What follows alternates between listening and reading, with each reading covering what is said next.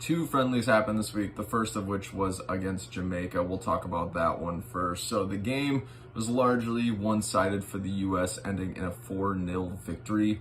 Goals came from Carli Lloyd right away in the 24th second, so first minute.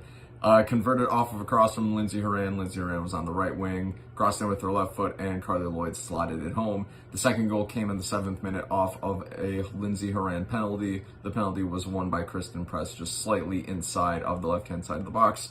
Then the third goal came from the honorable Midge Purse off of a long ball from Kristen Press. Kristen Press tossed the ball in from the left wing to Midge Purse's right wing, and Midge Purse slotted that home for the third goal in just under a half hour for the U.S. Then the last goal came in stoppage time, the 91st minute. The one and only Alex Morgan Carrasco receives a pass from Sam Ewis inside the box and heads it home, completing all 4 goals for the U.S. and completing largely a very dominant performance, you could say.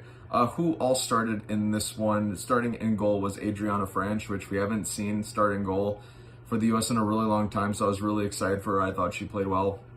In right back, we have Emily Sonnet. Central defense, we have Abby Dahlkemper and Tierna Davidson. In the left back role, Crystal Dunn. Playing in central midfield, we have Rose Lavelle, Lindsey Horan playing in the 6th spot, the center defensive mid spot, in place of Julie Ertz.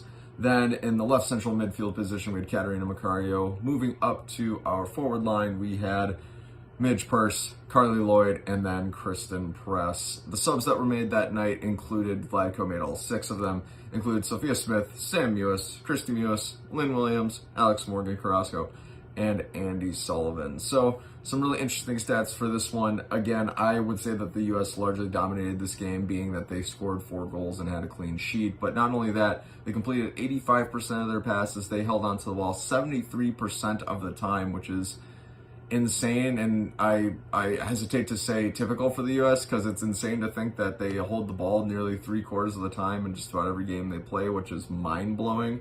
They had 19 shots in the game, and 9 of which were on goal, which was really interesting because in the game against Portugal, they actually had more chances. They had 26 shots and 10 shots on goal against Portugal. And in this game, they had fewer chances, but they had more goals. So I think they did a lot more with the ball in this game than they did previously against Portugal. So I'm glad that they picked up their efficiency a little bit. In the game against Portugal, I thought their front line was a little bit lacking, which everybody's got an off day, and the best teams still find a way to win, even when they're not clicking on all cylinders. So I just thought that was a very interesting stat overall. But they did way more with the ball this game, and they reaped the benefits and essentially dominated. What were my overall thoughts of this game? This game was a lot less interesting because the U.S. dominated so much. All I can say is they dominated, and that's really all there is to it.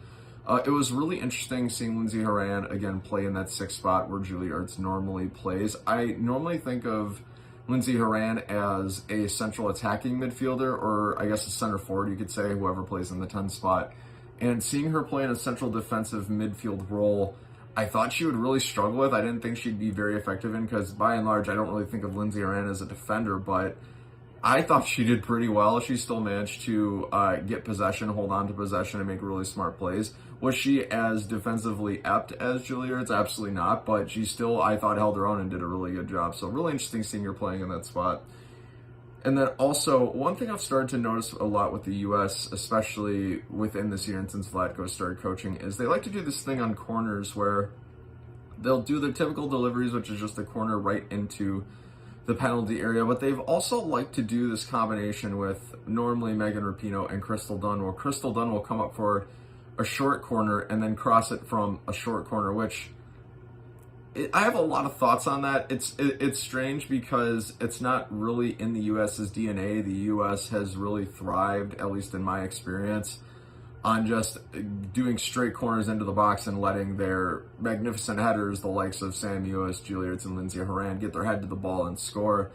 And seeing them do short corners, I guess it makes sense in one way because of the fact that you can lull your opponents into sleep by making them think that you're going to all the time just cross the ball straight into the penalty area. But by introducing the variability of taking a short corner, and with a player who's so good on the ball like Crystal Dunn, it can keep their opponents on their toes, which is kind of nice because then you keep from getting into a cadence and then keep from, I guess, growing and evolving. So in that way, it's good. But on the flip side of that coin, it's like, has it really been effective? I haven't run the numbers specifically on their corners since Coach Vlatko Andonovski has started with the U.S., but it would seem that it hasn't been quite as effective. And I think I have to temper my expectations with it a little bit because this is a relatively new tactic that the U.S. are using.